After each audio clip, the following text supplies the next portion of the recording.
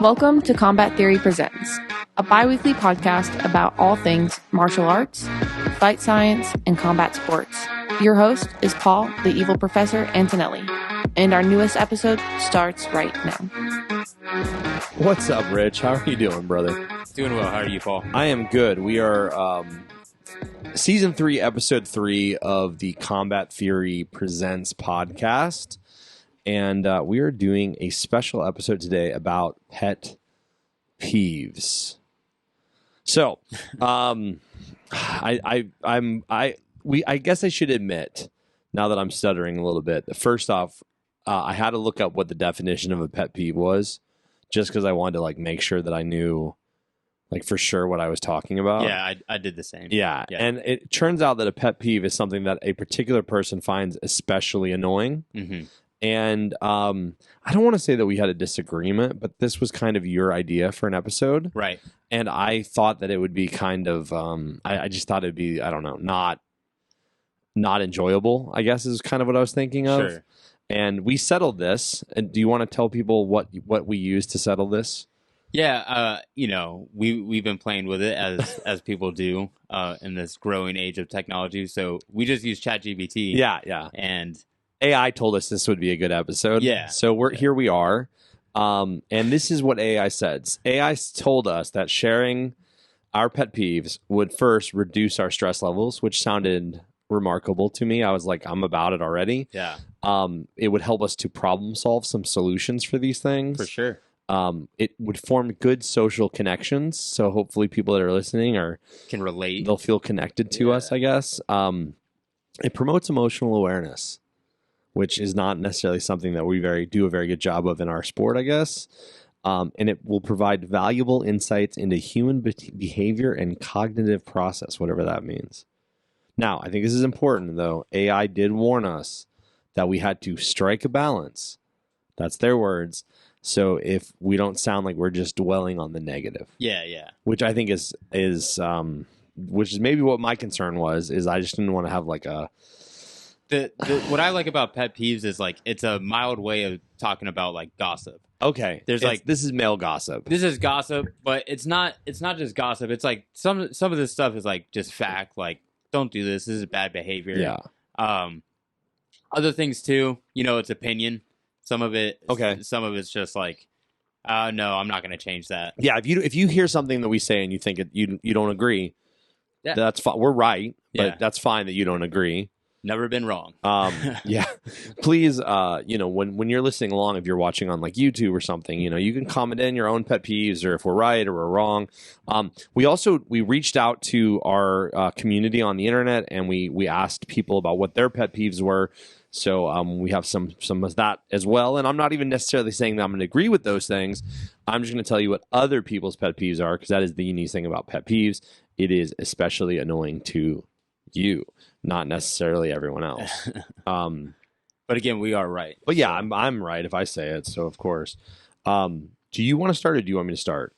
Yeah, we didn't tell each other. Oh yeah, okay. That's another caveat. So Paul's got his list. I've got mine. Mine comes from my Instagram followers, and a lot of these are probably just me. Yeah. I'm going to say a majority, 70 to 80% is me. I would say that most of mine are actually from other people, but I share the ones that I definitely highlighted are ones that I shared. Yeah.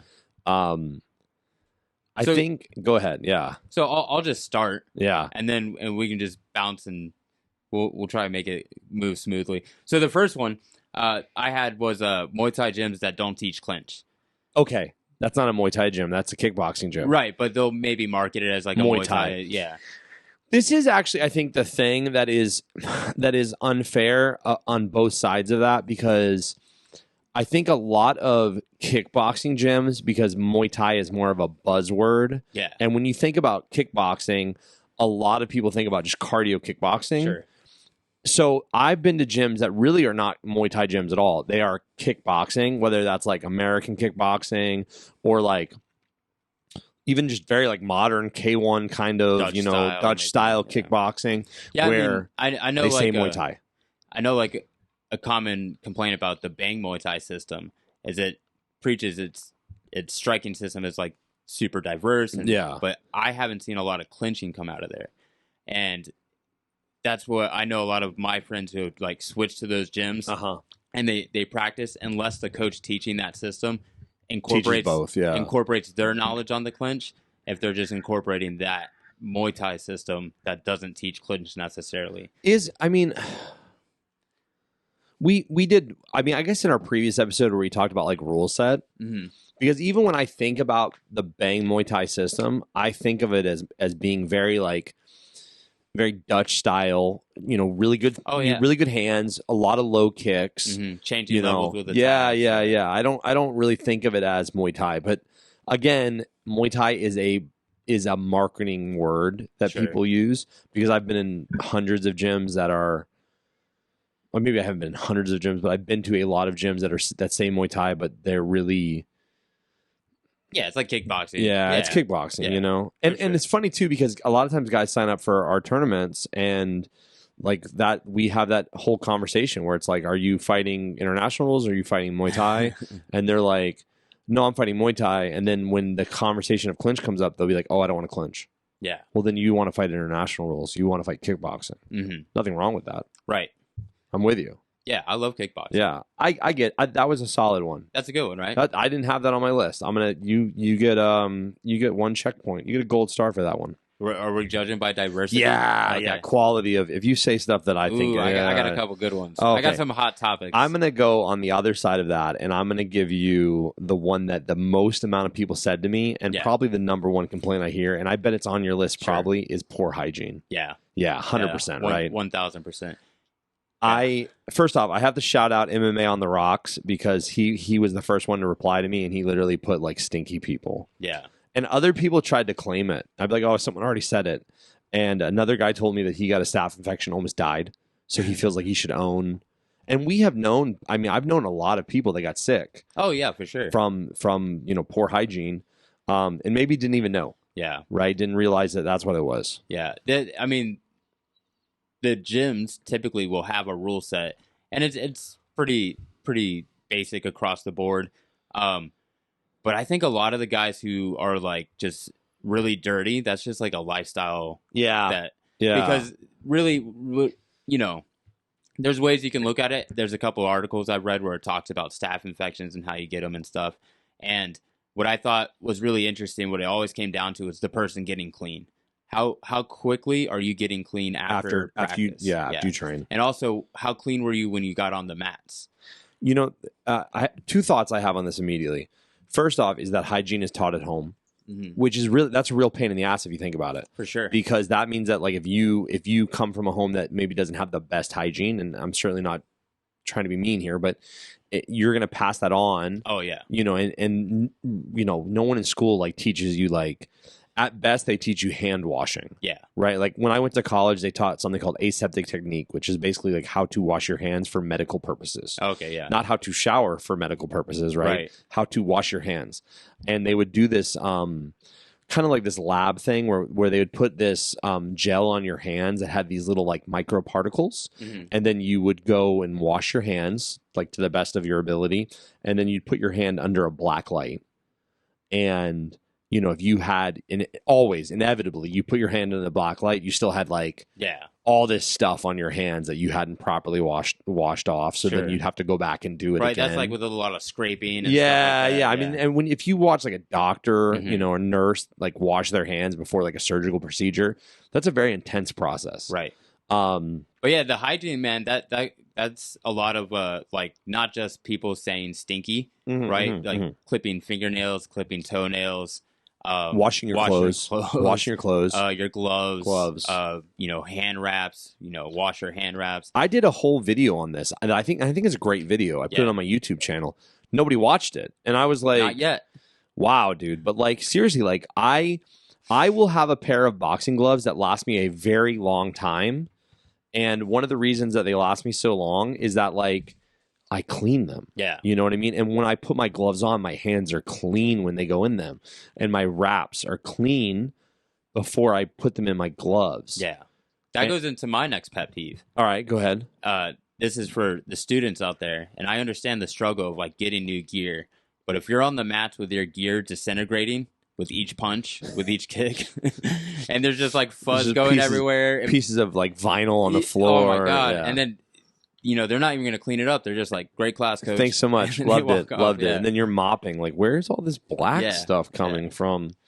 I think that is one of the things about gear, though, right? Is because there is a cost of training. Yeah. And I think a lot of times people, they don't see that. And also, there is something nice about like looking at like your gloves or your shin guards or whatever and seeing that you've put in that work. Like they have aged over time, right?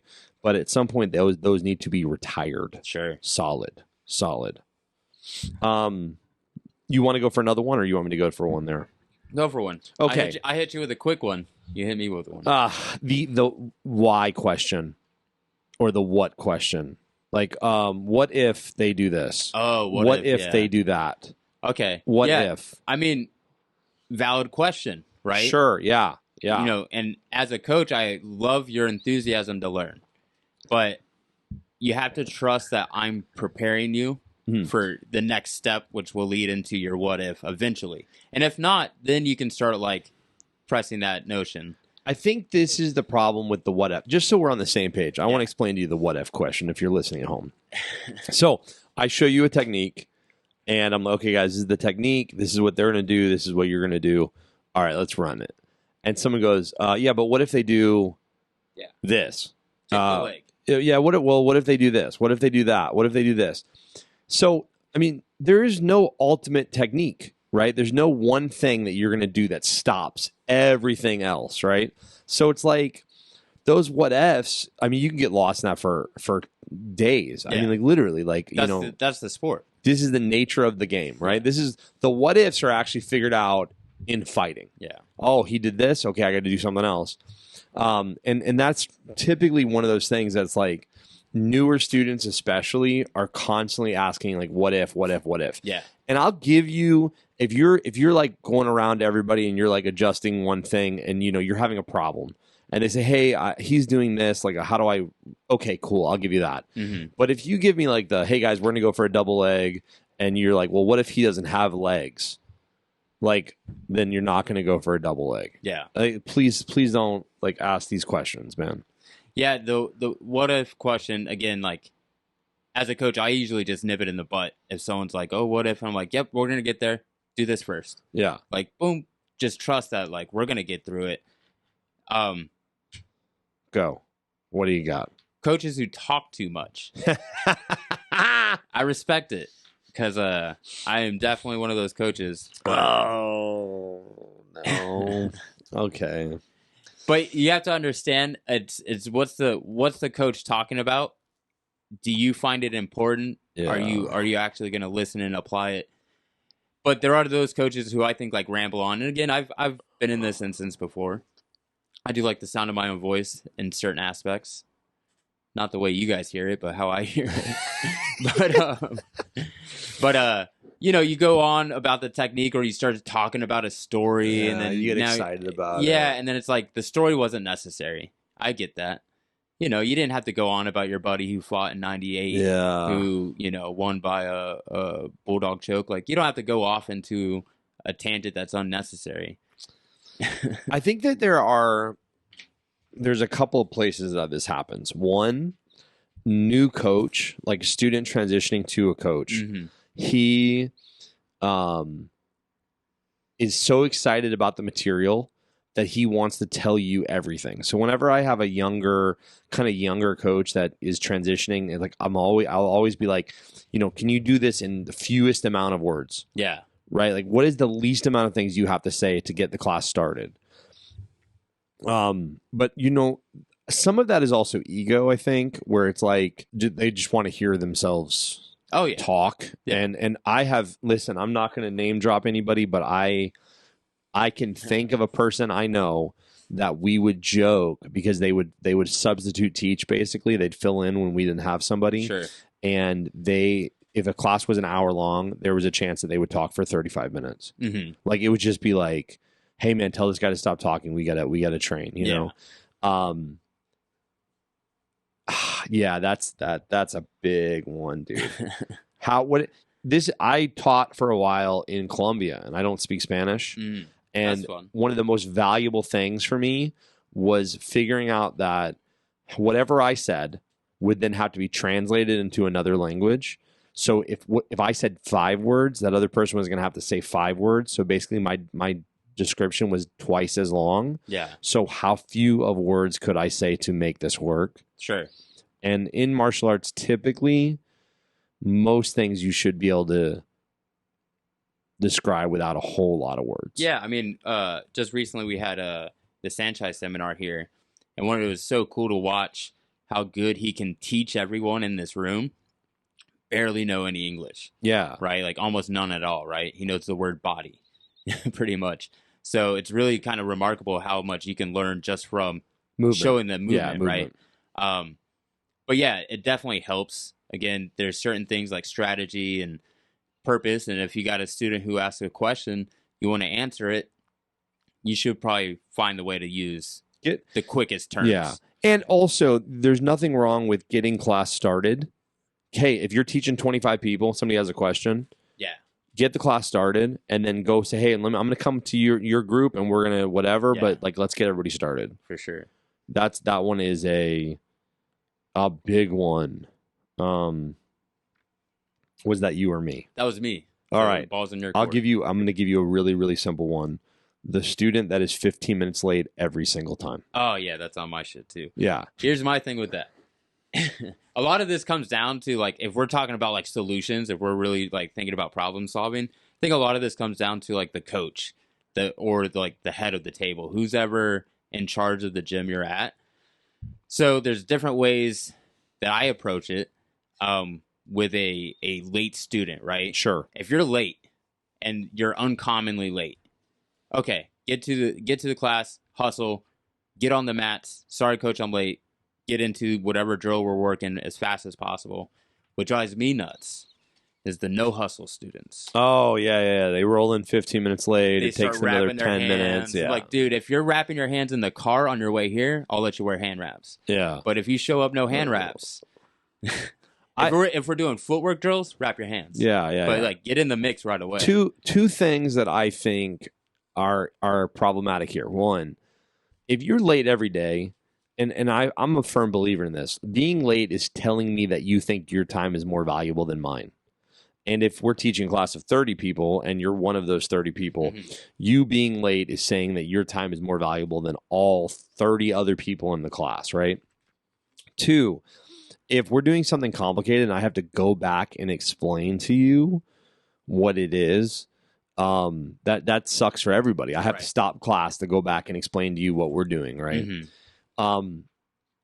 I used to try to punish those people. It did not help. It doesn't really affect it. It didn't. Yeah. It'd be like, yo, you're going to run 30 laps around the building. They'd run 30 laps around the building, and they'd still be 15 minutes late the next 10 times. Yeah. It was one of those things that I never. It just those are those people. The one thing I would say, and this is going to be like maybe kind of controversial for the day, if your warm up is ridiculous, just expect people are going to always be late. Oh, right. You know, if you have, I mean, I went to a school one time where they did an hour and 30-minute class, and the first like 40 minutes was the most intense like jiu-jitsu warm-up that had nothing to do with jiu-jitsu that I've ever seen. Like running, like doing all kinds of stuff that it's like sprinting, wall walking, like stuff that I was like, well, none of this has anything to do with. Yeah, where's the martial arts? Yeah, like there's no martial arts in this. So if some dude showed up 25 minutes late, I'd be like, no, I get it, dude. I didn't want to do that either. Right, you know, right. I'm a big fan of your warm up being something that's actually going to translate to what you're doing that day. Right. You know, let's get a drill and start moving immediately. Yeah. Yeah. I mean, in recent times, I pretty much start every session with like a footwork routine. Kind of everyone, it's like a systems check. Like you're practicing your feints, your defense, and then maybe start adding your strikes. Now we're shadow boxing, and then this is today's drill. Like, have a system of that. Again, a lot of this is going to come from like a coach. Yeah. Kind of like putting standards in place. Because here's another one that's probably built on both of our lists. Spazzy sparring partners. Oh, yeah. Or in the same boat, I don't want to like talk too much about each nuanced case. Like, just dumb sparring partners. We did a whole episode on sparring, and there's nuance to a bad sparring partner. Yeah. And the spazzy ones, again, why is the coach letting him spar?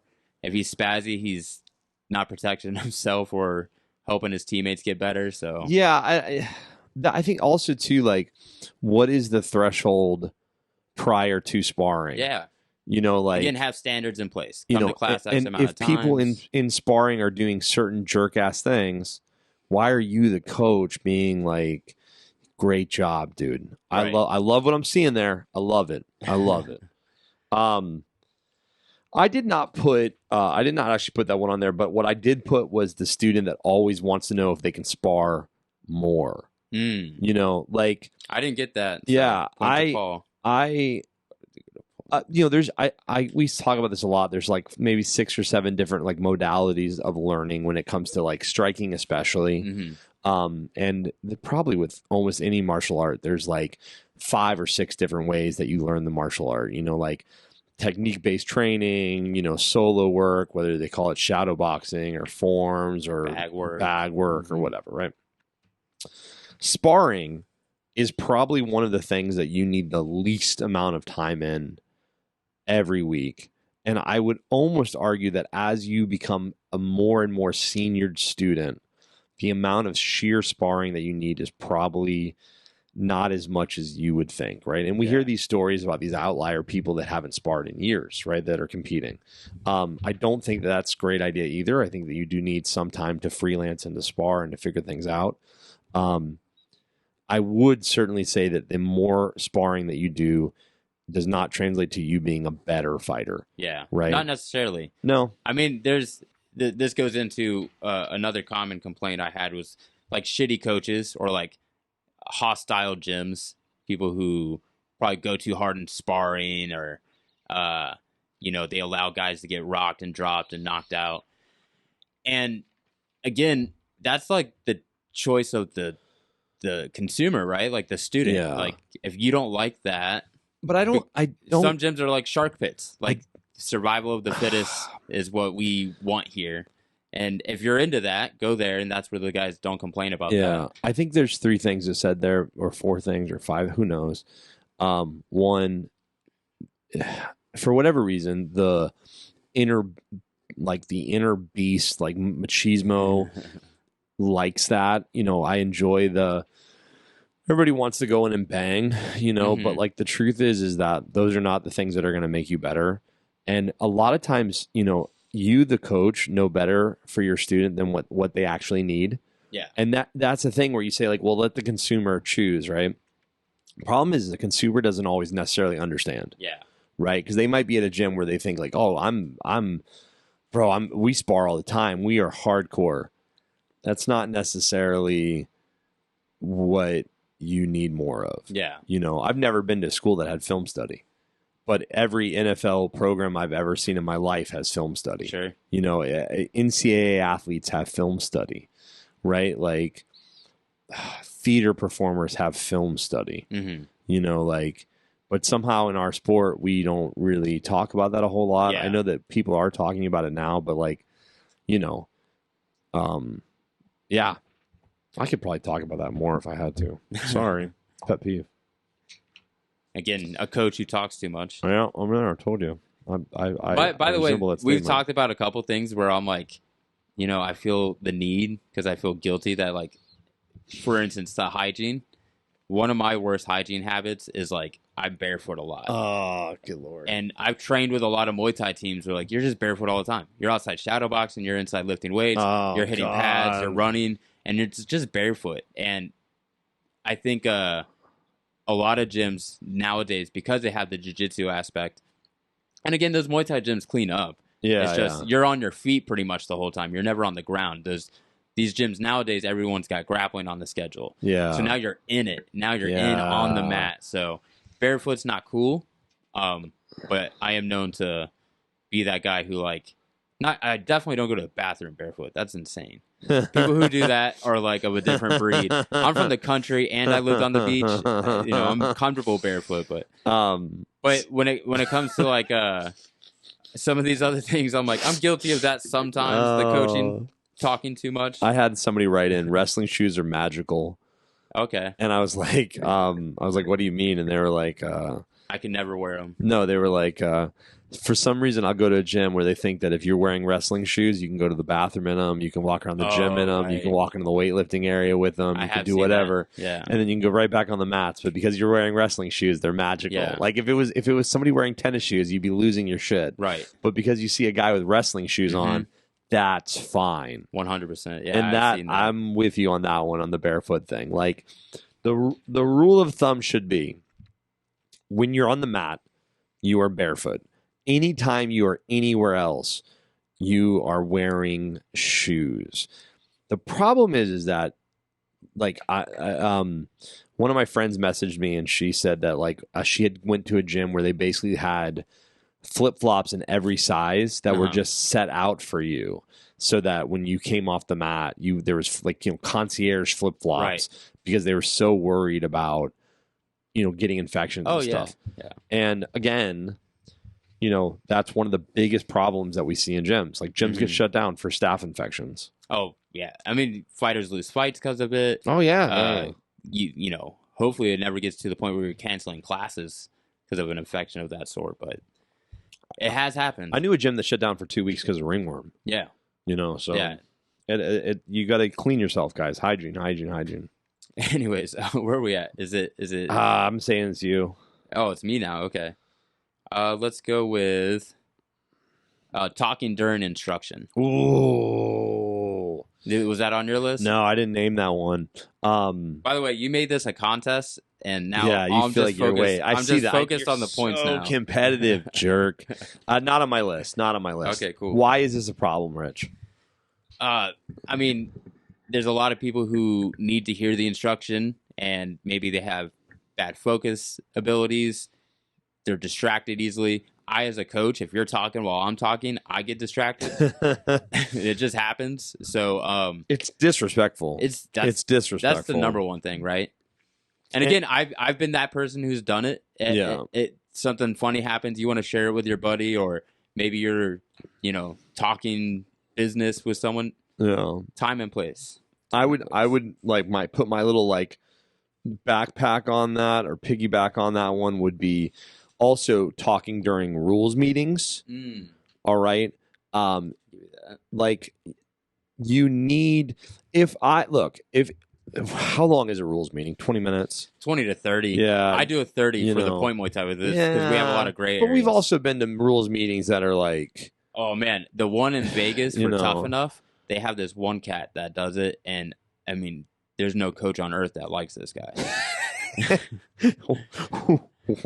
Is it long or short? It's long, and it's ridiculous. I feel like it's like a one-man play. Do you remember if you can give me like a piece of it? I'll just give you a piece that, like, he started going into legal and illegal submissions. Okay. And he started naming the wackiest submissions none of us have ever heard. I remember raising my hand going, can you show that?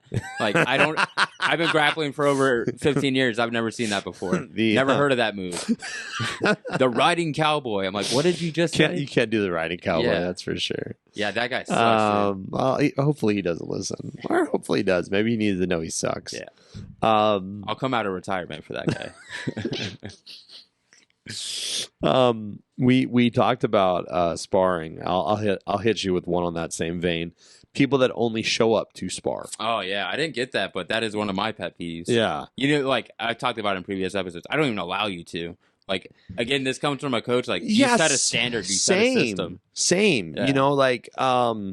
I don't either. But even though I don't, there are times where it's like, like, let's say I saw you last Thursday, we sparred, and then it's been like a week, and maybe I don't, like, let's be honest, I'm not always keeping a running track of like, oh, I haven't seen so-and-so the last 3 days. And then it's Thursday and like we're sparring. And then I'm like, and then someone's like, oh, I haven't seen that guy since he sparred last week. And I'm like, oh, he got me. Yeah. Like you said, though, like it's hard for you to keep track, but I let the other guys know too. Like, hey, was he here this week? Yeah. Like that accountability on the team, I think really helps with those again, that goes back to so many people think that they only benefit from sparring. Yeah. Like, I can't tell you.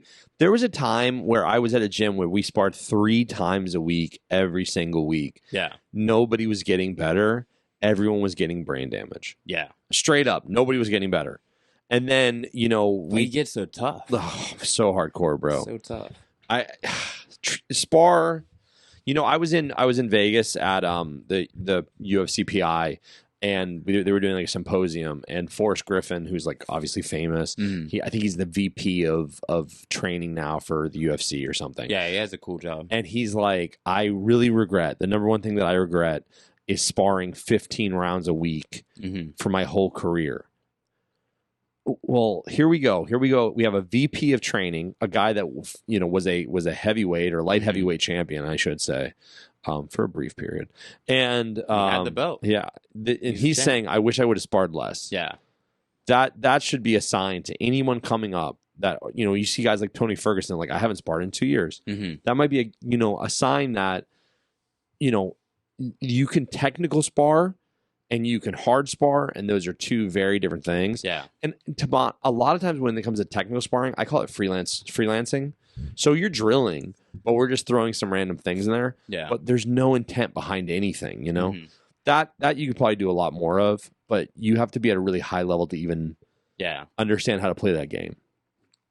Going to the Forrest thing, when I was teaching out at Syndicate for a while, he would be in the gym. He'd go to all the Vegas gyms and stuff. Yeah.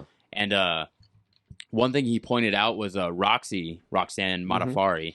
After sparring, she always put on this like cryo helmet. So it was like a cooler big helmet head down or and it was something. all frozen, right? That had ice packs in it. And he said that they had been reviewing studies showing how much that reduces basically brain cell loss, because when you're getting hit in the head and you're bouncing around, it's heating up in there, and as it continues to stay hot, which is post sparring, you're still losing brain cells. So if you put on those ice packs, even if you just do like a regular ice pack, you're doing yourself a big service. That's or a little tip for a lot of guys. After you spar, go take a shower immediately. Yeah. And shower with cold cooler shower. water. Yeah. Bring your temperature down. Yeah. And just don't have a stroke and die in the bathroom. Please and thanks. Thanks. Oh, that goes to mine. Yeah, go ahead. Puking on the mats. Oh. Did you have that one? No, I didn't have that one. That's All yours. Right. You get that. I did have a rule at my gym that if you throw up on the mat, you clean it up. That should be the rule. Yeah, that's on 1000%. Yeah, my solution for that, guys, if you feel sick, don't come to the gym. Yeah. That's just good courtesy. And then if you feel like you're in the mat, maybe it's an emergency, whatever the case, maybe you got hit real hard. Be strong. Move quickly. Be strong. Make it outside. No one's going to be upset if you puke outside, or make it to the bathroom. I can't tell you how many people I know that will throw up and then say, I knew I was going to throw up. Yeah. Well, if you knew you were going to throw up, why are you still here? Just like, what are you doing, bro? Yeah. And hopefully it's the last time you do that. If you're like a perpetual puker, then the coach might have to kick you out of the team. Bro, yeah, I'm sorry. Okay, I got one. This is a little bit more like, okay, this might get some heat, and this was not mine, but I do completely understand, and I'm gonna get some heat for this one, but I'm gonna say it. Showing your going to a jiu-jitsu tournament and showing your silver medal on social media when you literally only lost one match. If you're in a bracket, it's you and one other person. Yeah. You go, and it's just you and one other person in a bracket, and you lose. You get a silver medal, okay? Because there's gold, silver, bronze, right? So if there's only two people in the division, one person's guaranteed gold and one person's guaranteed silver. Yeah. You lost. Yeah, my thing with that is, you see how with social media now, we all get like a glimpse in how people react to things, and I'm sure there's plenty of people in that situation who don't post, and I'm sure there's like people who do that and they post, maybe not knowing in other people's eyes that it looks bad. But I feel like, because I have seen that often, and I've worked with people who've done that, I think it's more of like a representation of like the training and making it and getting through the nerves, because there is some reward to that. Okay. But I also am like, yeah, dude, you lost. You're a loser. Don't be bragging on that. Yeah, but this is my thing. Like, how often do we see that? Like, I have never seen anybody ever. Yeah. That that I can think of that fought an MMA fight or fought a Muay Thai fight or fought a kickboxing fight and did a social media post and said, I came in second place. Yeah. You lost. There was a winner and there's a loser. You lost that one. Now, there's like learning tournaments and there's other things that, for sure. Mm-hmm. But if you're in a full contact tournament or you're in a match or something that is a high level, like you're at the, world level event and there's two people in your division and you lose, I mean, I would much prefer that you do a post highlighting what a great experience you had and highlighting. Yeah, I mean, if you're things. Just trying to like make it seem as if you went through the tournament and had a hellacious, journey to make it to second place. Yeah. That's you weird. fought 4 matches. Yeah. And you had you guys. In the finals. I got outpointed if somebody puts in a post, guys, I had an amazing go, but in the finals I got submitted. And then you find out that they only had one match, and it was a finals match.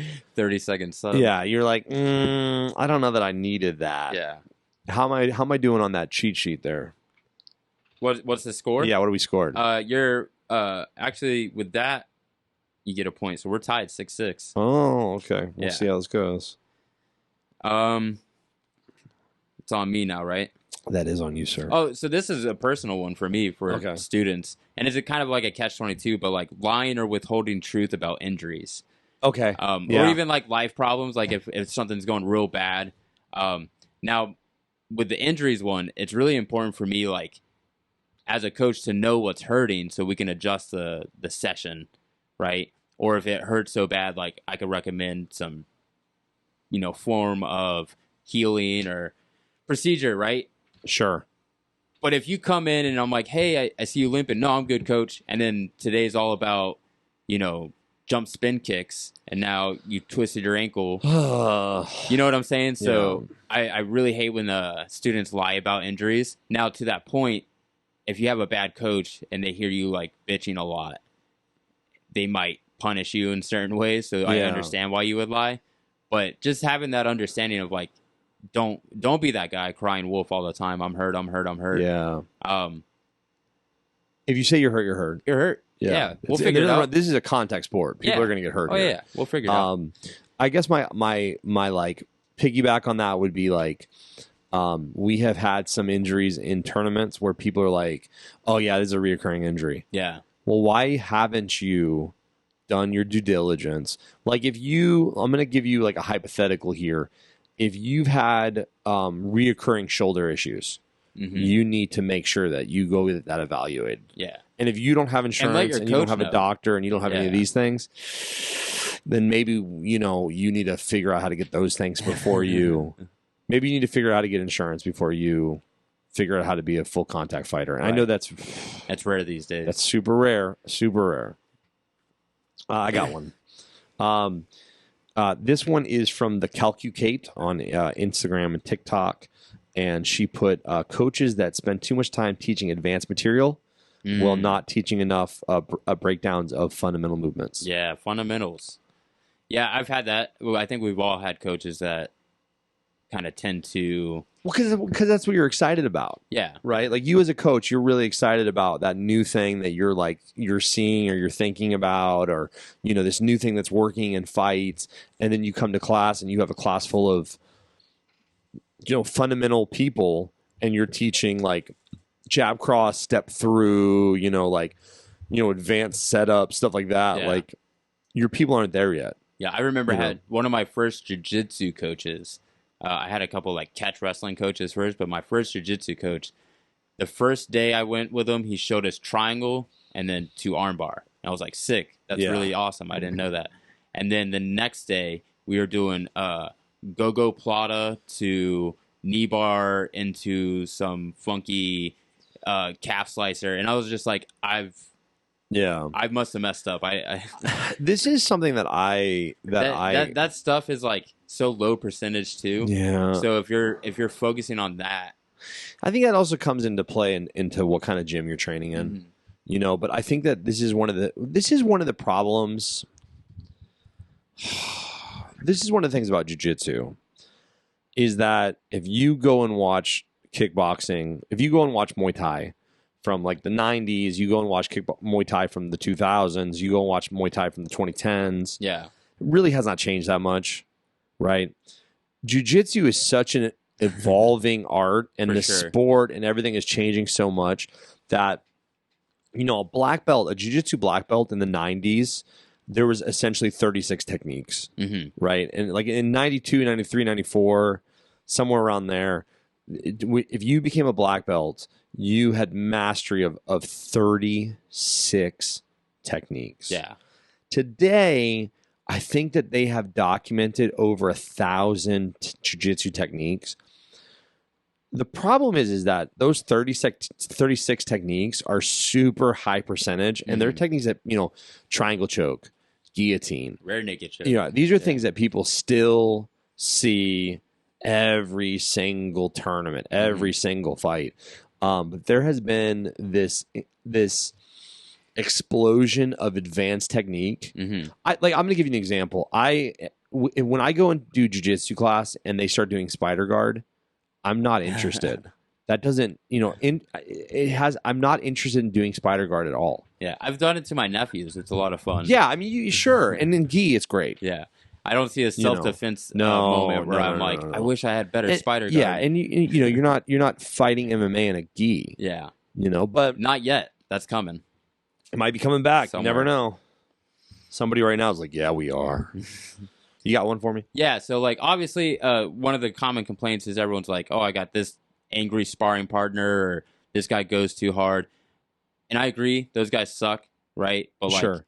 that again goes to the coach, like why are they sparring? Why do you let them spar? Yeah, or this is the environment, get out of that gym. But I have a hot take. Okay. Being too nice sparring. And what I mean by that is not necessarily going light. You know, I love light contact. Let's get a lot of reps in. But like high-fiving every round. Yeah. You know, hugging every Turning your back on your exchange, opponent. talking mid-round. Yeah. Like, unless you're using it strategically to set something up, like, I just want you to practice. If we're sparring, we're supposed to be practice fighting, Yeah. right? So do the things you're going to do. Not to say not have fun, but don't be so nice to where this isn't how you're going to act in a ring. I think it's not so much the way, it's your demeanor. Yeah. You know, like when you are sparring, you should be sparring with the demeanor of we are sparring. You might be the nicest guy ever. You have the nicest intent. You're not going to hurt the guy. But you are replicating the way that you are going to fight in real life. Yeah. Yeah. Yeah. Again, if you're saying something to kind of set someone up, Oh, yeah. that's different. Yeah. You know, it's like a feint. But yeah, there's guys out there who, you know, they catch a kick, throw a kick, and then they want to high five, dance around for 10 seconds, and then go back to it. And that just really annoys me. That's a personal pet peeve. I got one for you. Go for it. So this one comes from Christian from Colorado, and he says, and man, I might be guilty of this as well. People suggesting that a martial art isn't worth training if it doesn't work in real life situations. And I know for sure that there are martial arts that are maybe like, you know, like Tai Chi. These are not designed for fighting. You know, there are martial arts that are more arts and cultural. Yeah. They're not designed for fighting. They were designed for fighting 300, 400 years ago. Sure. But that is not what they are today. And, you know, saying that something is not worth training because it is not balanced towards, you know, real fighting or competitive fighting or whatever, it's unfair. It just depends on what the practitioner's purpose is. Right. Right. Like if your grandma told you that she was going to start doing Tai Chi and you're like, that's a waste of time. Tai Chi is useless. Right. Yeah. I love those traditional martial arts now because you see the benefit of it. Like I know I'm going to get old and crippled, halfway there. And at some point I'm not going to be able to throw hard knees on a bag. Yeah. Be able to do a lot of clinch work. At some point I'm probably going to look to do Tai Chi to keep my body moving, and it feels familiar enough to where I can maybe... You told me your friend Seth loves karate and loves doing forms, and even when he was competing, he was doing... Sure. He'd warm up with forms and stuff like that, right? Yeah, there's a lot of those guys in the MMA game who come from a karate base who still do their katas. Yeah. And I used to be the guy who made fun of that. And then as I get older, like, show me that kata. as I get older, I'm like, I see the benefit of that because it's a structured drill that just tunes your body into like precise movement. No fat on these movements. And you could potentially use these things to develop like a meditative state, and and to kind of get in your brain where it needs to be for training. Now there are certain types of martial arts that your boy from McDojo Life, he always exposes these crazy gyms. Sure, Rob. So if we're talking about that kind of martial art, I think yeah. I mean, this is what it. Well, but if you are saying this is a self-defense art and it wouldn't work, then that deserves to be noted and exposed. Yeah. But if you're saying like, oh, I'm never going to train katas because they don't work in real fights, never going to be choreographed. Right, like it's not really what it was designed for. If you're doing like a very strong competitive martial art but still seen as traditional, is like Taekwondo. If you're training Taekwondo for the sport, it still grants you some purpose of self-defense. Yeah. Is it the best self-defense? Probably not. But it gives you some confidence to do something. I mean, you can make an argument that there's been a lot of things now in jiu-jitsu that are very sport-based, like inverting and all this other stuff that you probably wouldn't do in a real fight. I did them, and I got stomped on, and it's not advisable. But it is legitimate. It is legitimate in sport jiu-jitsu, and there's nothing wrong with that. It's just you have to understand. If you're training in a gym because you want to be great at, if you came to me and you're like, Paul, I want you to train me in Muay Thai because I want to be great at playing soccer. Yeah. I'd be like, we're in the wrong place, my dude. This is not for you. You know what I'm saying? You have to understand what you're training for and be realistic. Yeah. But look, on the other side of that is if you're claiming that something is a self-defense technique and it does not work, someone should call you out for that. Yeah, so, for sure. Goes both ways. My go? Yep. It is, I'm going to go with grabbing the straps of a heavy bag, particularly for the skip knees exercises. All right. And this has driven me nuts for years. For years. What is it about the straps that you have a problem with? So one, as a coach, right, you're doing poor technique. You're being lazy. You're holding onto these straps. You're not engaged upper body, which is the clinch is full body workout. So you should be gripping the bag. It's difficult. It's hard. But so is fighting, right? Sure. Be gripping the bag. That's how I was taught it, and it's done me wonders. The other thing is you're pulling on straps that aren't designed to be pulled on. They're designed to hold a bag. Sure. So I've seen it time and time again. Brand new bags get torn up very quickly. They should not. They should last years and years. But because people are pulling on those straps all the time.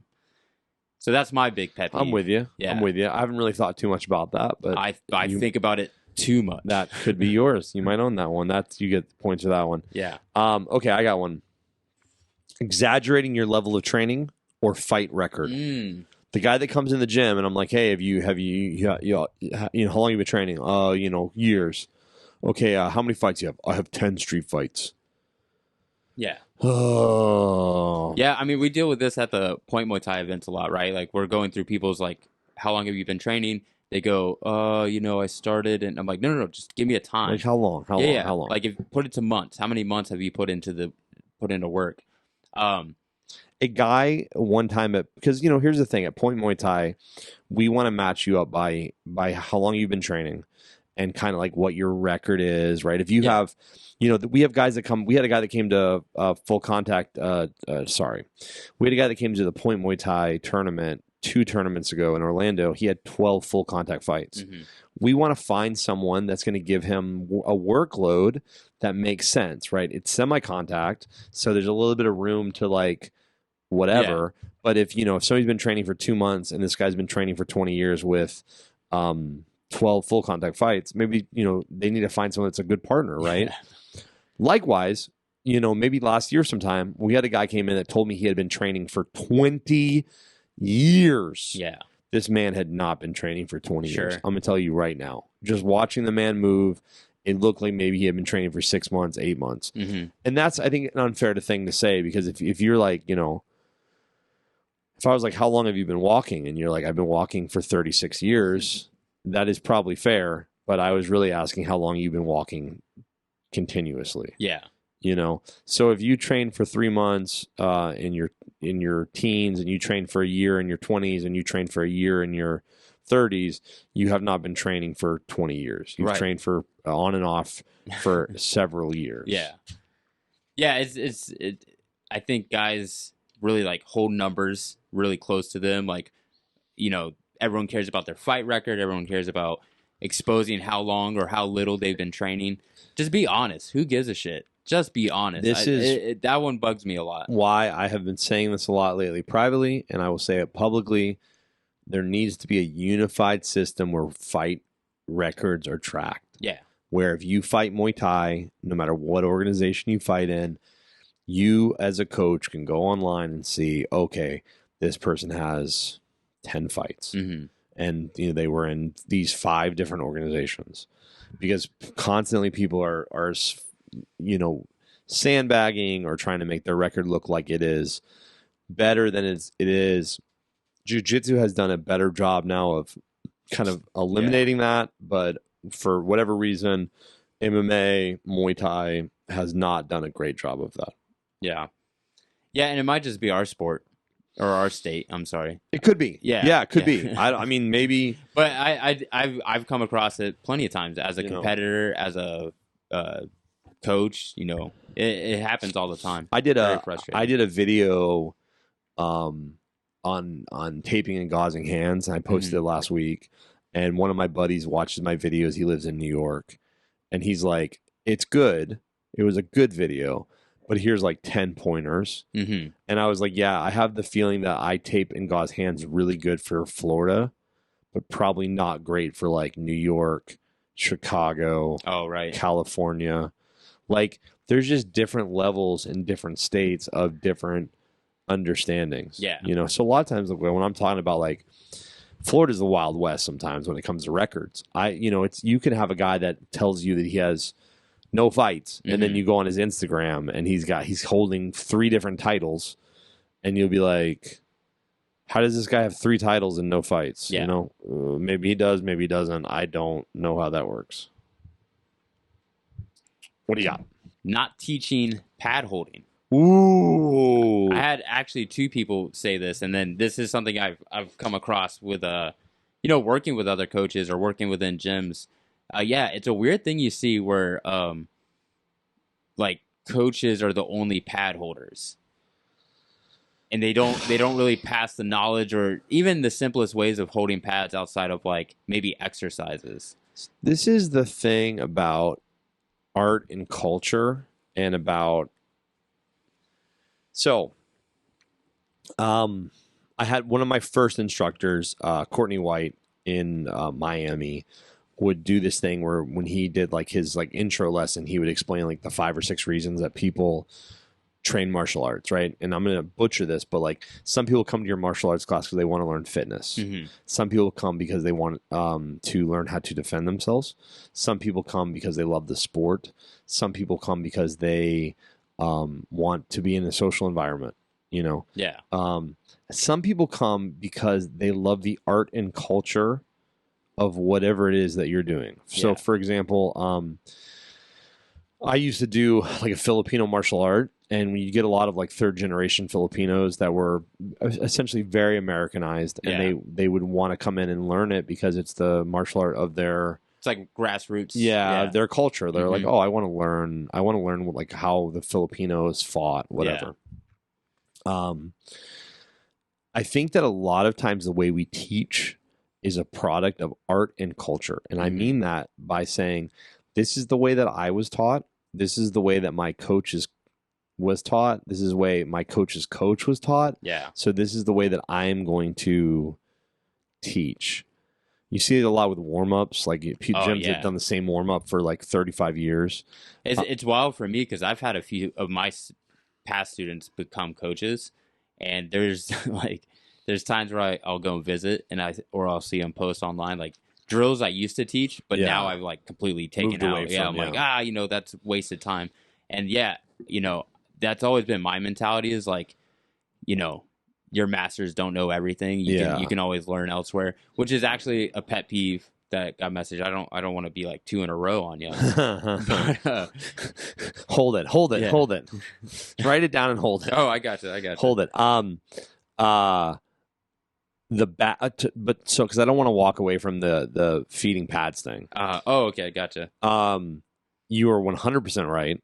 And if you are a gym that does pad holding, right, or you a martial art that does pad holding, it is expected for you to teach your students pad holding, right? Because not every student is going to be a fighter. Some students might become coaches. Yeah. Some students might become pad holders.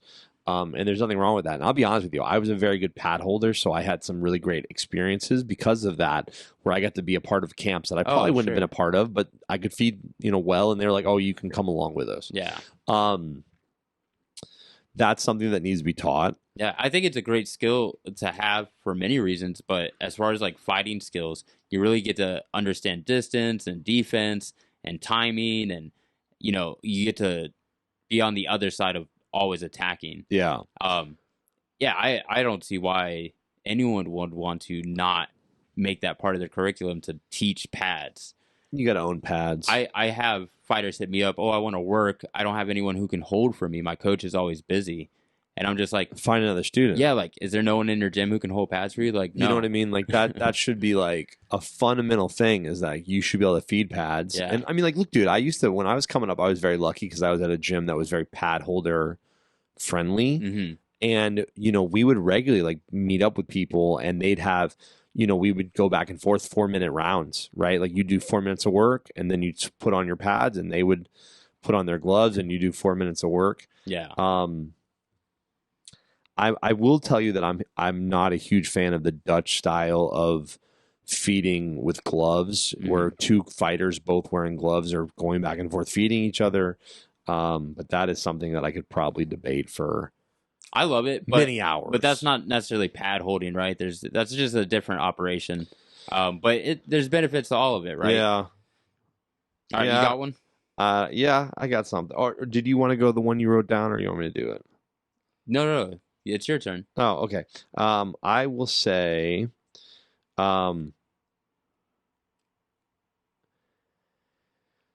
okay. So Eugene from Legends Martial Arts in Westchester, New York says, the guy that shows up every 2 weeks asking how he gets better because he's feeling stagnant.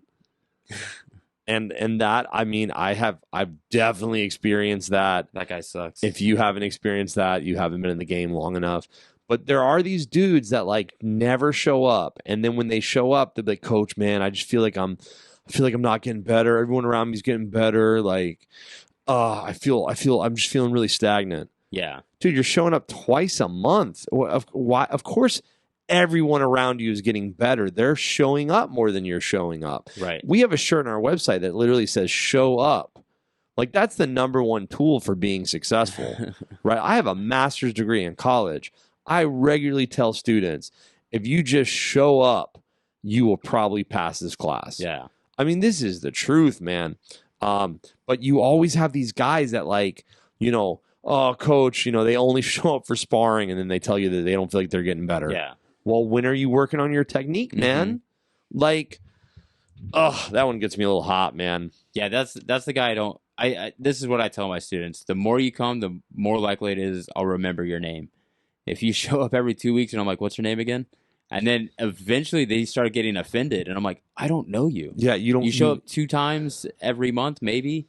Like, I got these other guys who I have to actually give attention to. I had a guy that made, when I was teaching at a gym, he went to the owner of the gym, and he said that I played favorites.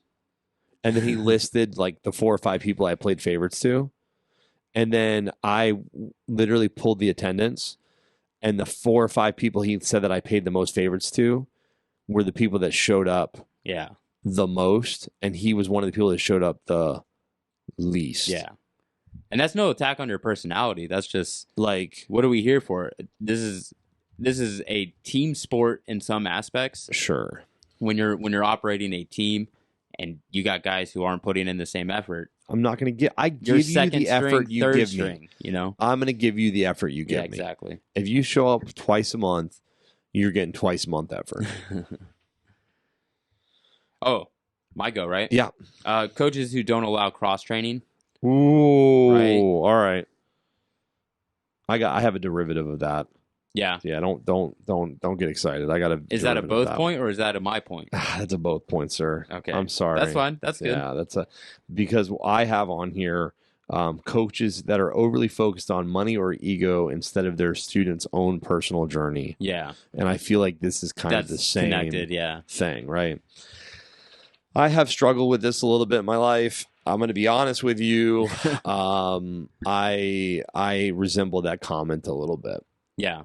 I get the argument because I've been with gyms who are staunchly against it, and then I've been with gyms who are extremely open. There's pros and cons to both sides. I've said this before. I did a video on, essentially waving the flag, where I'm a big believer that for you to be successful, you have to have a home gym. Mm-hmm. I have talked critically about, certain athletes that bounce from gym to gym and kind of succubus whatever they can from the system and then move on to the other gym. Yeah. I could name drop professional athletes that I think do that aren't necessarily getting everything that they need to get out of it. You got to find the balance. I think that it is. I think that I'm not the source. I didn't create anything. I created nothing, right? All I'm doing is taking the information that I'm getting. I'm going out and getting information. I'm trying to give that to my students, right? Mm-hmm. I have sponsored a lot of like cross training events when I was coaching, and I've always been a big fan of like seminars and bringing people in. But I'm also kind of very weary of the student that he's in one gym on Monday, another gym on Tuesday, another gym on Thursday. When I lived in Miami and I was more focused on my own personal training, I regularly trained at 2 different gyms. I trained at a more traditional Muay Thai school that was very Muay Thai oriented. Yeah.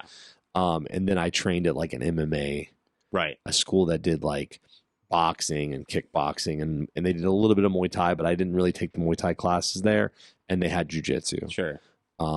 And I felt like it was valuable, but I also wasn't competing actively. I think if you're an active competitor, it is more valuable probably to be in one team in one place a lot of the time. Yeah, for sure. And again, there's a lot of nuance to like people's situations. It's like there's pro fighters who do camps elsewhere. Sure. They try out new teams. Sure. But when you're talking about the general person or a regional fighter, it absolutely helps to have your home base. To that point, I'm also very open to it because if you don't want to work with me, please don't work with me. But yeah, I have a lot of loyal students who continuously want to work. So therefore, I will do that. When it comes to running a team, again, I have like standards, like you have to be here 3 times a week. Yeah. Then you can spar. So it's not the 3rd day you show up, you're sparring. It's the the 4th day. Yeah. So in that time elsewhere, again, if you're a regional guy and you got a 2-a-days and you're spending one half of your day at another gym, it's acceptable. Again, I even like to talk to the other coaches.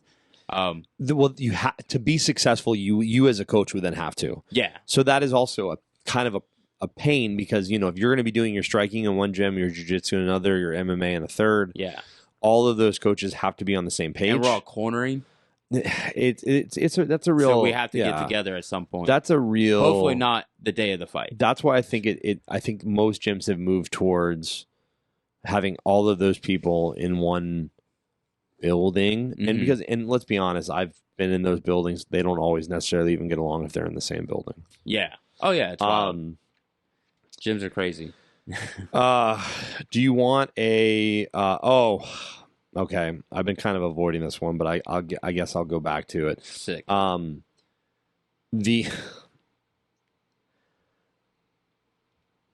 right.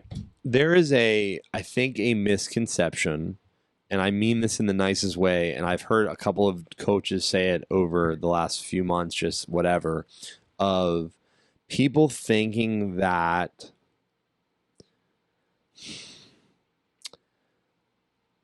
sometimes a guy will show up to class and I'll be like, have you trained before?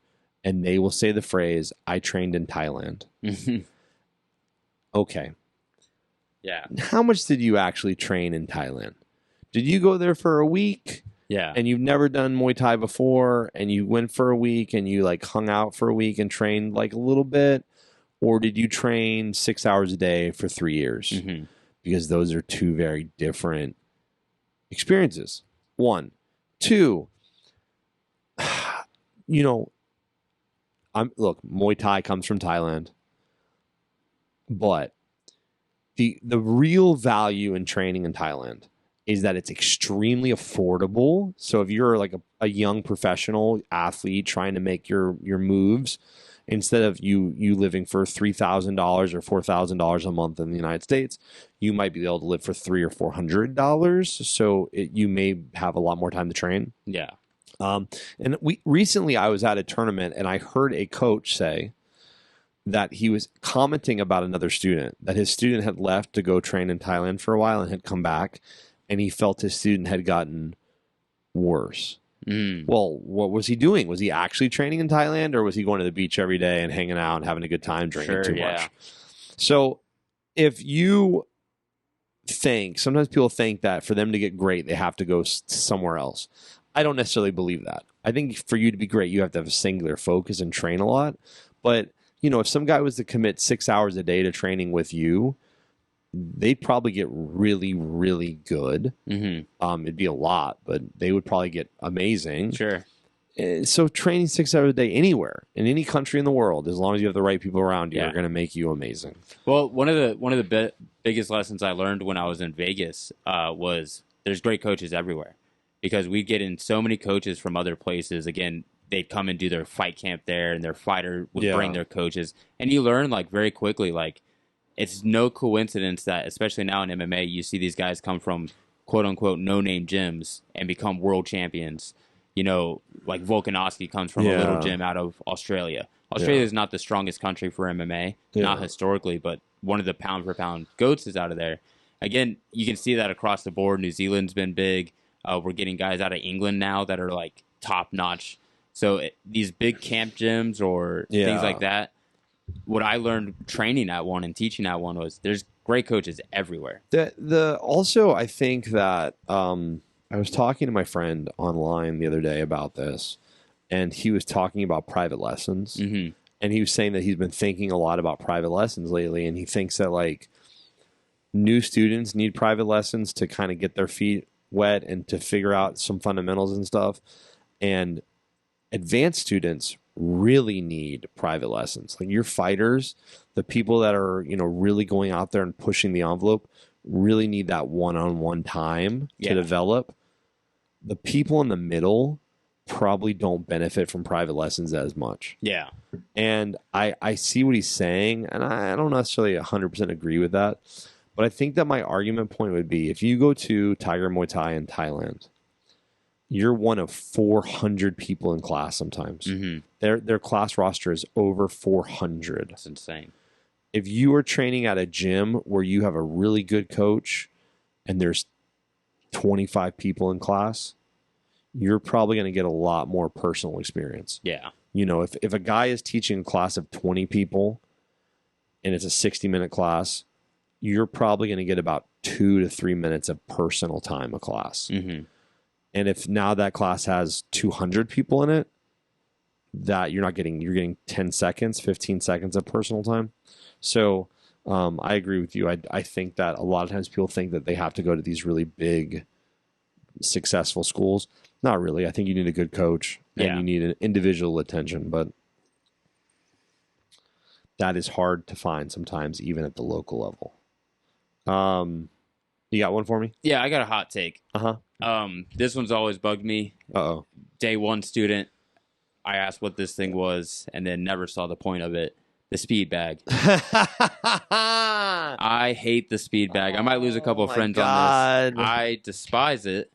And as a coach, I even hated it more because, you know, again, I'd work at some gyms that I didn't design. There's another coach there, and they'd have speed bags set up. So guys would come in and just bop, bop, bop, bop, bop, bop.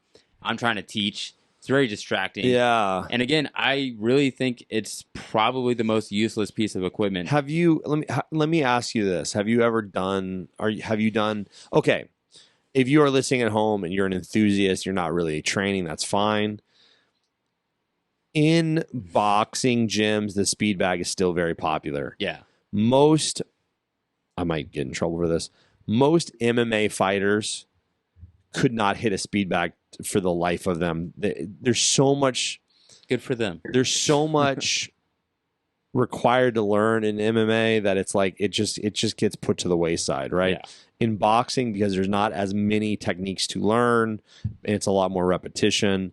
The speed bag has a place still. Have you ever spent any significant time, working with or training with a speed bag? I've been tried, because this has been something since I was a young lad, 15 years old, going, that seems dumb. Yeah. Wouldn't I be better just to punch a heavy bag? Yes. Couldn't I just hit mitts instead? Yes. Should I just shadow box? Yes. It's timing, it's rhythm. Doing this? Yeah. I'm not throwing straight punches. I'm not throwing hooks. Now Okay. there are some Sure, exercises of I've course. seen that may be applicable, but it's not the generic the thump style. I don't even want to say what I think that looks like. You know what I'm saying? I'm not a big fan of it. It's not what you want to do. Okay. You want to throw straight punches. You want to throw uppercuts. Yeah. You don't want to do this with your feet together. I think dancing. that it has a certain amount of therapeutic enjoyment. Yeah. That's my thing, is the guys who are coming to class and doing that while another class is coming on. You're a prick. They're not You're just pricks. an I think they're like absolute prick. mentally ill. And those are the ones we need to pull aside and kind of evaluate they need if to they're be sent safe out. to be there. The only time I have ever had to kick a student out from my program completely was they were hitting the speed bag. And I was like, can you please stop? Obnoxious. And they were like, no. And I was like, all right. And then they went and did it again. And I was like, you're done, dude. Yeah. Get out. Is that a point for me? Yeah, you get that one. No one else likes the speed bag There as are much as I various do. things that were developed in a time when it was hard to get really good training partners. Yeah. Things like heavy bags, speed bags, forms, like katas, in Wing Chun, the wooden dummy, sandbags on the wall, all of these things were developed in a time where, you may be a monk and you were training somewhere and you didn't have, partners to train with, Sure. I think that we, again, get lost sometimes in art and culture when we really need to have honest discussions about what is the value of this. And if you had to eliminate one piece of equipment from probably every gym and it was the speed bag, I don't think anybody would care. Yeah. I have one in my garage. I use it. I love the thing. Yeah. And I don't think it made me a better fighter. No. It pisses my neighbors off sometimes. Straight up, they've told me. If I was your neighbor, I would burn your house They've down. fucking told me about it. Yeah, they can hear it. They don't Yeah. like it. And I live in a single family home, so Yeah. that's impressive that they can hear that. Right. Yeah, it is. And I'm not impressive. even hitting it that hard, but It's too much air. It's bouncing off of wood and plastic. I hear you. People don't enjoy it. Yeah. And again, I understand that people enjoy it because it's therapeutic, but I feel like, again, there's no necessity. You're probably gonna get like a pipe bomb in the mail for that one. That's fine. Somebody somewhere is Come at gonna me. like the Unabomber is like Please. in prison right now, thinking about killing you. I'll take it. Okay, here's mine. The guy that thinks he's already better than everyone and he's only been training for like a month. Yeah. I I can't give you the point on that because I got something pretty much the same thing. Same thing. Where be humble. Don't jump the gun. You're doing well a year in, but you're not a 5-year student type of mentality. Yeah, I have another piece of that was the guy that's only been training for 2 months but doesn't want to work with new people. Sure. Yeah. My friend online said, F that guy, he's still new. Yeah. And it's true, man. Like, Well, even experienced people, I don't want to work with new people. That's insane to me. I think that it depends because, like, there is a certain amount of, like, the spazzy, like, please don't hurt me. Yeah, what is the You work that know, we're talking about? what are we talking about? Yeah. But I think that a fundamental part of learning martial arts is being able to teach it to other people. Yeah. And there's certain drills where, you do want someone that's a little bit more advanced, and there's certain drills that does not make a difference, but I think that you got to stay humble in this industry. And I think a lot of times people, they really, really struggle with that. Yeah. You know, and another example of that would be in Muay Thai. There's no belting system in Muay Thai. Okay, I know there are some martial arts that have like kind of developed belting systems, and I sometimes now see in the UFC people describe themselves as a black belt in Muay Thai. That is not real. That is not a real thing. I mean, it might be in your gym. Maybe. Yeah, to the rest of the world. You know, I have an old instructor that said that the only belts in that there are belts in Muay Thai. There are things called world titles, state champions, national titles, and if you want to go out and fight to win a belt, you can. But yeah, dude, like you need to develop a sense of ego, and like people come to the gym and be like, I am a red band. I'm a red band in Muay Thai. Bro, I have no idea what that is. Yeah. I don't know what that means. You know what I mean? Or I'm a blue shirt in Muay Thai. That's great. And I've said this to you before. We're an industry where we find shirts and shorts to be valuable. You know what I mean? Like, valuable. Give me the shirt. It's world titles and then it's t-shirts. Bro, listen, you know, you're wearing a submission grappling t-shirt today. You know, this is one of my favorite shirts. You know, there's a limited number of those, dude. I saw somebody wearing an old school IKF hoodie recently at a fight, and I was like, oh man, that hoodie must be 20 years old. That's pretty cool. That's awesome. You know what I mean? Yeah, So jealous. I was jealous. Yeah. You know, I agree. I mean, it is what it is. Your turn. Is it? I could do another one. Yeah, I think it's you. Okay. The guy that you show them a technique, they've never seen the technique before. They try it one time and they say, this doesn't feel natural to me. Yeah. There's no such thing. Listen, if you see, I've been saying this for years. If you watch two apes fight, okay, they try to wrestle each other to the ground and rip off each other's limbs. Yeah. They're There's not some throwing biting going on. Yeah. They're not throwing jabs and round kicks. Yeah, dude.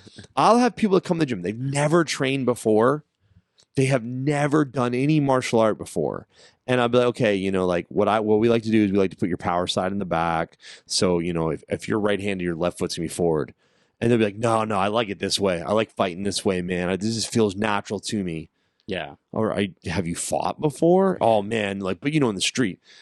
Okay, can you just put your right leg in the back and we'll just start off there and we can change it later? No, man, it doesn't feel natural to me. All right, cool. And then if they stay with me for 3 months, which is a miracle. Yeah. And they're like, oh, man, my offense is really good, but I really struggled defending myself. And I'm like, well, yeah, that's why everyone put their strong side in the back, because it's easier to defend yourself when your strong side's in the back, my dude. And they're like, oh, what are you trying to say? I'm trying to say that since day one, you should have been training with your strong side in the back. As I asked. As I specifically asked you to, and you refused to. So I don't know what to tell you. Yeah. Or guys come into the gym like, I'm naturally good at fighting. I already know how to punch. I just need to learn how to kick. There's no such thing. You can't be, man. As a natural fighter. Now, you may be a quick learner. You may be a natural athlete. Sure, a natural athlete. Yeah, which is great. And those are separate skills, though. When we're talking about throwing punches, blocking, slipping. There are attributes that might make you successful in any sport, but when it comes to, you know, throwing a double jab and when to throw it, yeah, understanding timing, understanding movement, being able to breathe during that all doesn't come natural. There's no such thing as a natural fighter. Yeah, right. Just like there's no such thing as a natural doctor. Yeah. If you're like, Doc, you're gonna do this surgery, like, what do you guys think? And the doc's like, don't worry, I'm a natural doctor. And you're like, natural? Did you go to college? No. I have a scalpel I ordered on Amazon. I learned so fast. No way, bro. Yeah. Does not exist. You sound like an idiot. Go. Yeah, hit me. This is a should be a no-brainer, but you know, this is just the reality of things. Coming to class too high or too drunk. We all, again, this is super common in jiu-jitsu when guys are just like baked watching the instructor and everyone's like, all right, on 3, 1, 2, 3, and he doesn't clap his hands. He's like still watching. That's like a tall tale sign of like that guy came too high. Oh man, I'd have dudes that I would literally call in class, and I'd just be like, "You're high as hell right now. Just please don't bother." I've had to kick people out for being drunk. Yeah, like, what are you doing? No, it's cool. No, it's not cool, man. This is a liability. Yeah, I can tell you a story that is as old as time, but we used to have a noon jiu-jitsu class when I was still living in Miami. Mm-hmm. I'd go to this noon jiu-jitsu class, and it was mostly like, it was a weird combination of competitors that did not have day jobs. Yeah. Entrepreneurs that made their own schedules. You know, they had some flexibility, and people that still lived at home. I mean, it was just a weird combination of like, you'd have like a lawyer, like a really high-end lawyer, and like a competitive fighter, and then a guy that, you know, just got out of prison or something. Right. I mean, it was a weird combination. And these two girls showed up, which was really unique because this is like 2007, 2008. Like, there weren't a lot of girls doing jiu-jitsu anyway. And these two girls show up, and they sign up, and they start training, and they are just like really happy. These two girls are like happy. And every time they come to class, they are super happy. And then, you know, we take a break, but they've been training for like a month. And we take a break, and someone took a sip of their Gatorade and spit it out like violently and was like, "This isn't Gatorade. I think this is vodka." And everyone's trying to look around to figure out like who brought essentially a full bottle of vodka with just enough like orange juice to make it look like lime Gatorade, basically. And we quickly discovered that those two girls had very quietly left and never came back. Awesome. And we were like, well, that explains why they're so happy, I guess. They were just getting drunk at noon doing jujitsu. I actually, that kind of triggered when I was young. One of my first coaches, not my boy Phil Collins, but another coach I had at a young age. You could smell the whiskey on him when he's teaching. Oh, it's solid. And you could tell, like, oh, like, this is going to be one of those classes. Solid. I've also had jiu-jitsu coaches who were, like, too high. And they'd be like, this happened multiple times with one coach. He'd be like, all right, guys, take a lap. All right, inside shuffle, outside shuffle. And they fall asleep. And then you're just stuck like outside shuffling for 30 minutes.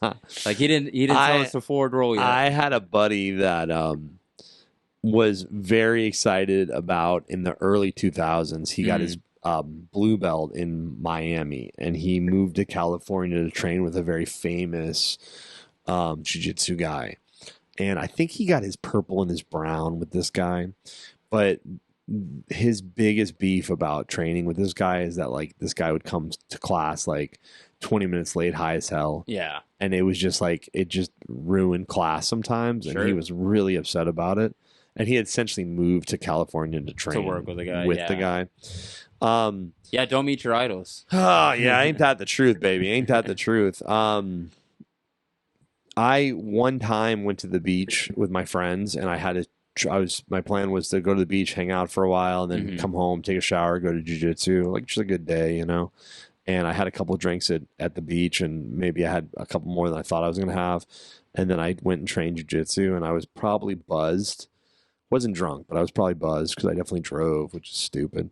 But I did not enjoy it. Yeah. Every moment I was like, oh, I don't want to be here. This is terrible. You know, I'm an American. I believe in freedom. Freedom, baby. And if you want to take part in recreational things such as alcohol and marijuana and such, that's on you, right? But you have to do it responsibly. As long as you're over the age of 18. Of course, whatever the law is where you live. Yeah, follow the legal standards, please. And I know it's like common in like Holland for these Dutch guys to drink and train. Yeah. The Thais are known to be chain smoking drinkers. Yeah. I understand it, but again, do it responsibly. If you're gonna do it, make sure you're doing it with the intent to. Have you ever been be fun, not to be a drunk? Have you ever been to any of these like tournaments or not necessarily tournaments, but like days where the certain gyms will be like everyone will smoke or something?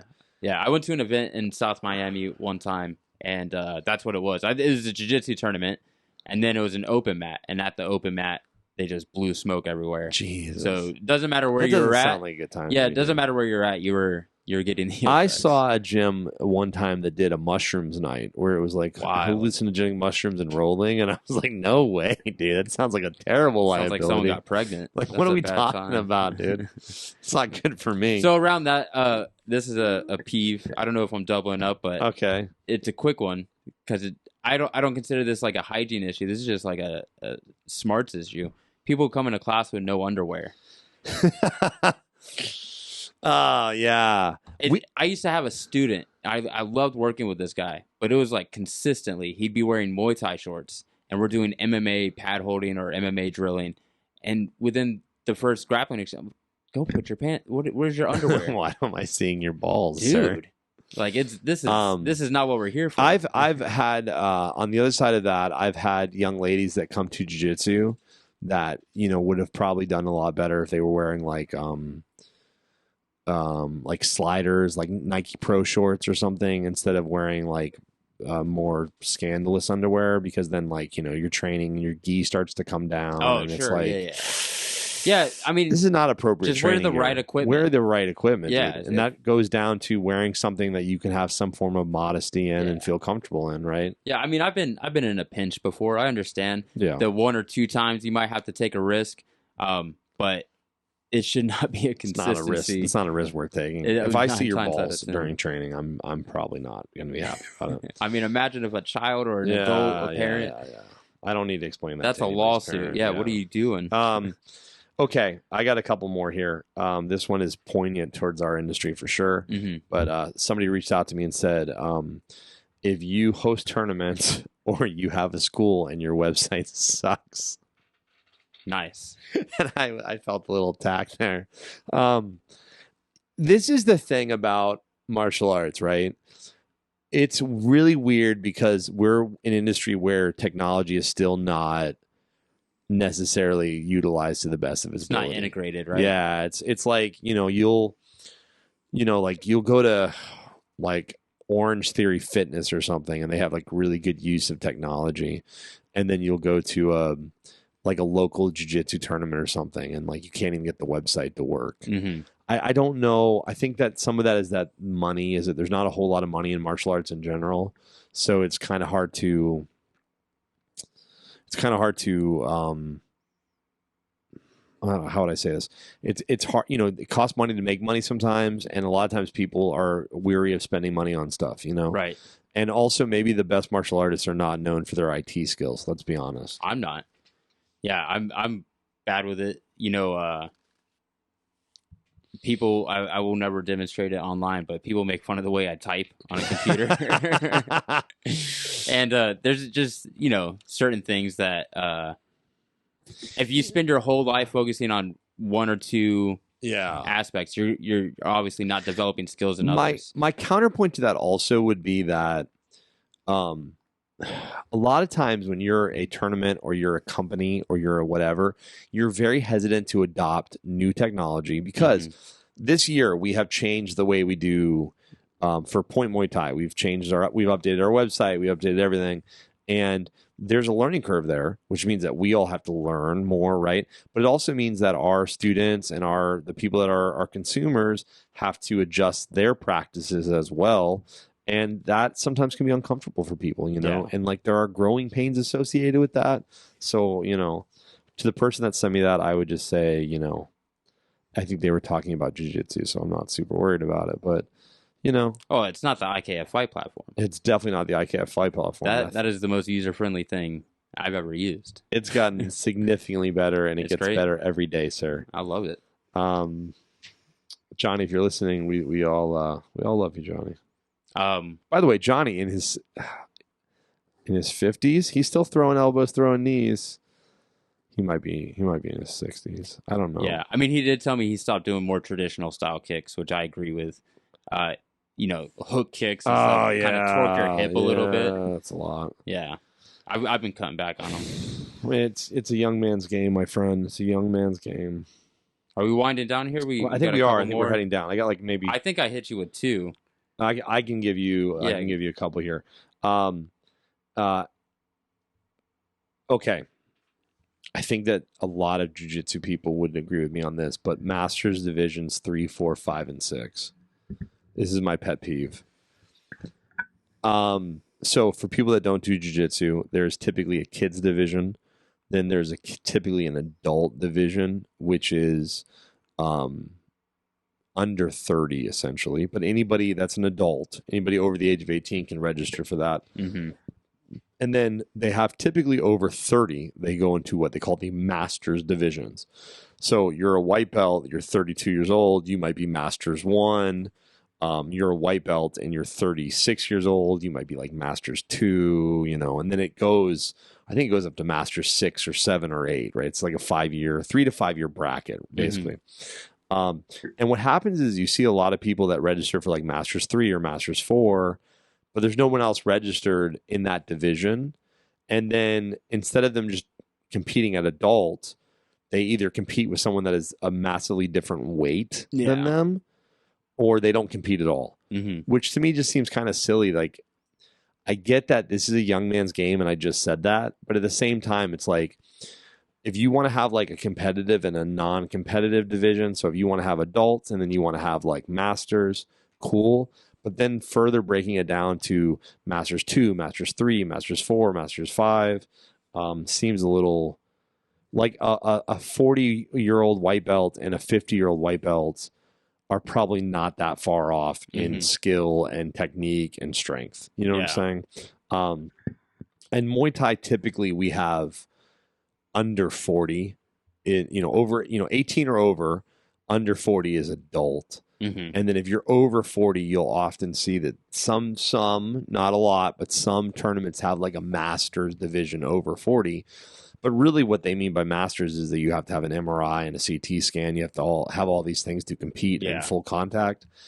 Same thing with MMA. Typically MMA has adults, and that's basically it, If you are 55 years old and you want to fight, you're probably going to fight someone in their 20s. Like, that is the choice that you are deciding to make, Yeah, it's a dangerous game. That's your choice. I really don't know why you're trying to fight past, 40, unless you're one of those high-level guys who have been in the game for a long time. And again, you're at the high level. So getting money in your 40s. I guess. But if you're like debuting at like 39 years old, you're not going anywhere with it. But here's the thing, man. Maybe you don't care. Right. Okay. Let's say you just got into Muay Thai. Why, we got the Point Muay Thai for that, and we've had quite a few of the older guys sign up for that. But even then, it's what is your goal ultimately? Is if you fight, does it? I mean, I think sometimes we assume that anyone that fights is obviously working towards something, but that's not true. Sometimes they just want the experience, and I think it's unfair to say that you can't have a debut in your 40s, but I mean, like, maybe it's like a one and a done. Yeah, I wouldn't recommend going full contact. And at that age, I just been around long enough watching fights to not see that go well.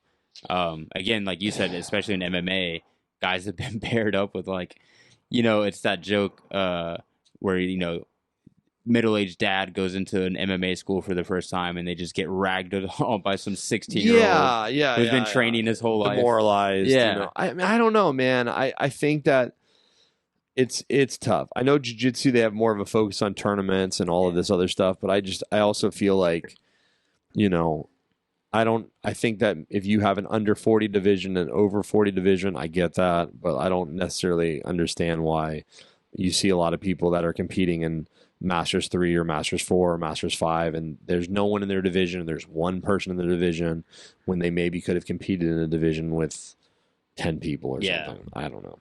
All right, do you have anything else for me? I got eye pokes. Ooh, it's a pet peeve, huh? Yeah. Not a fan of it. Yeah. Okay. I mean, this is me personally. Someone brought it up as well, and they probably felt necessary because I do bring it up a lot when we work together. But I feel like there's a huge issue with eye pokes, not just, in the UFC, right? Okay. We see eye pokes in MMA matches. I feel like at times it seems more habitual than other times. Okay. And I think one thing that could fix that would be harder warnings. Sure. Point deductions immediately. Sure. You start, and again, that's going to probably ruin some fight judging. Sure. But like, it's going to scare people now. What I think the true fix is in your training. Okay.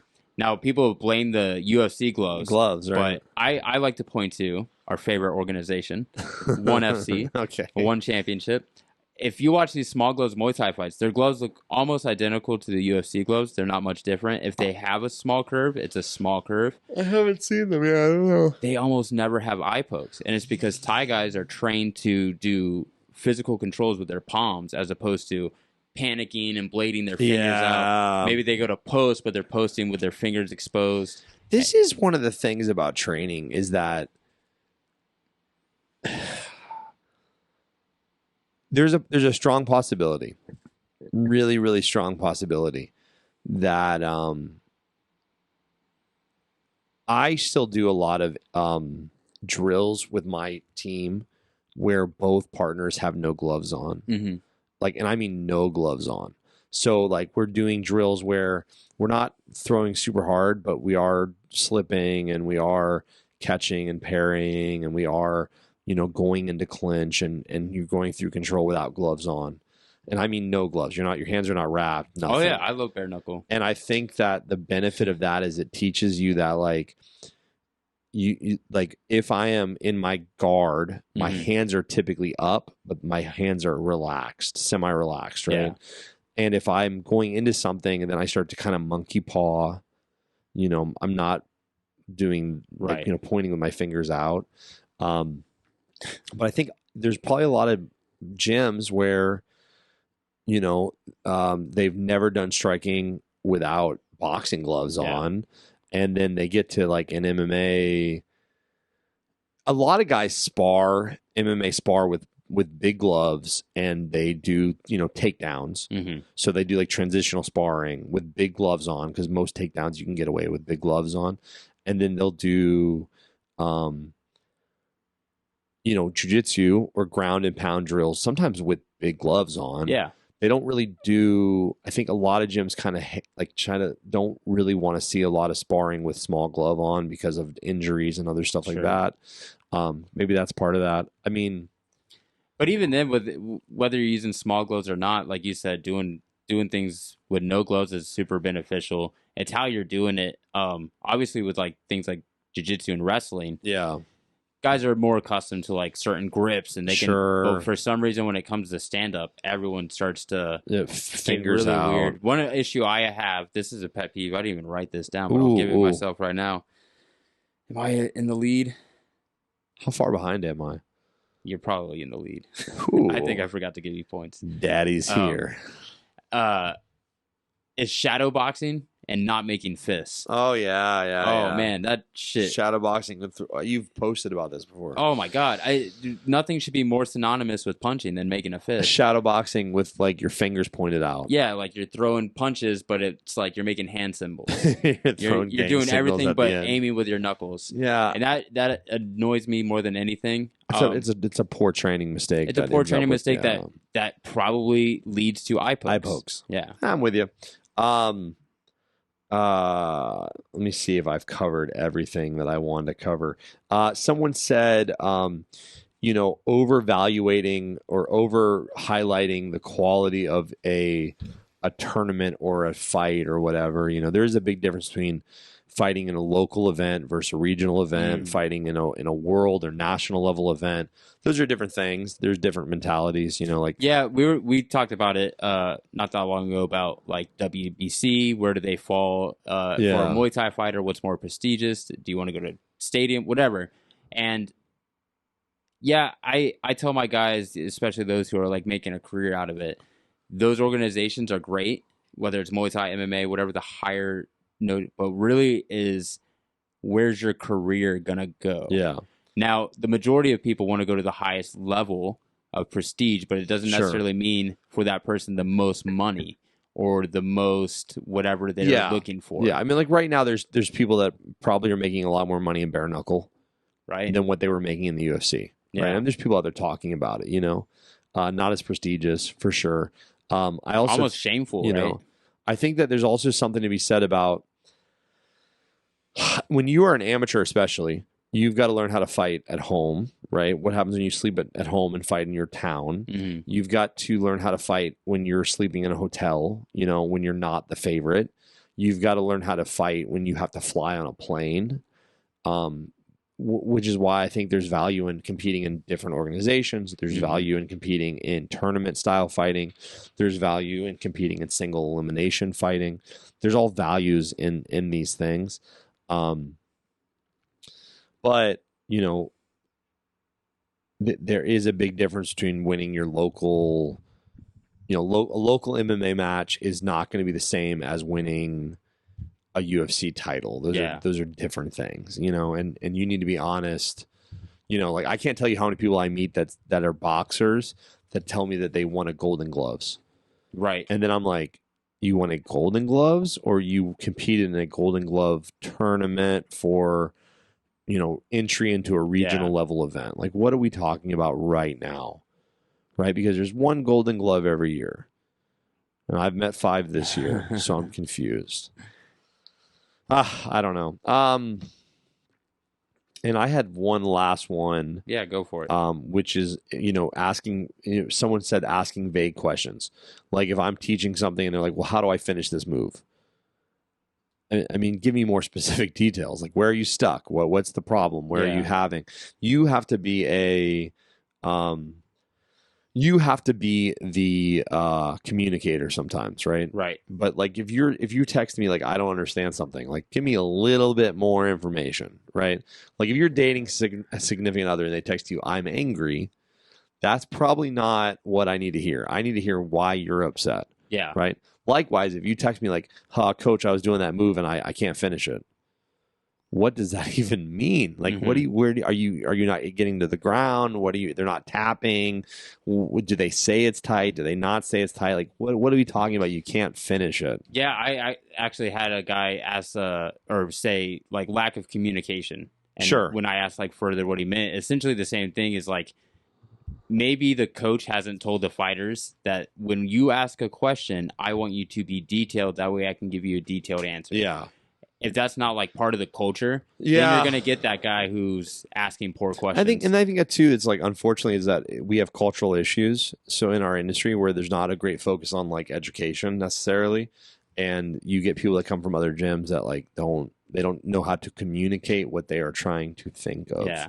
One of my favorite, instances I've had was when I was training in Vegas. Again, you get people from all over the world, and generally speaking, it's like the best people from where they're from is moving there. So there's a lot of ego that's on the mat and stuff like that.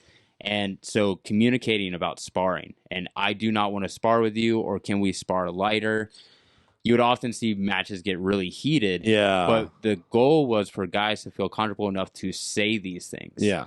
This is very hard, right? Yeah. Because like you should always feel comfortable enough with your sparring partners. But this goes back to you should develop a relationship with your training partners that is probably 60, 70, 80, 90% training and 10% hard sparring, or 5% hard sparring. And if all you're ever doing is sparring, it's very hard for you to like, you know, say to someone like, hey, let's go a little bit lighter, let's go this, or hey, can we work on this? So, you know, complicated. That's the pet peeves for the day. Who won here? I think you're up by 1. You think honestly. I won by 1? Yeah, because we hit a couple both. Ooh, well, here's my thing is I'm not one to think I have good math. So okay, all right. I think in past episodes we have instances where we've had there's been some debates where we've known that you're not a great. So I will do a recount. Okay. Once this episode comes out, or we could just when you're listening, if you're okay, this was not intended, but we'll throw this out there. If you were listening at home, you can decide who you thought had the better pet peeves, and you can just write in the comments, Paul or Rich. Or if you think we're even, you can put even, but obviously we know that I did a better job. So that was this week's episode of Combat Theory Presents Pet Peeves. We're still trying to get a guest. We've had some guests that definitely said yes, and then they had scheduling. So we're learning the harsh trials of a podcast. Thank you all to the people that commented. Obviously, guys, follow us on Instagram, social media. Thank you guys so much. Have a great day. Bye, Rich. See you, Paul.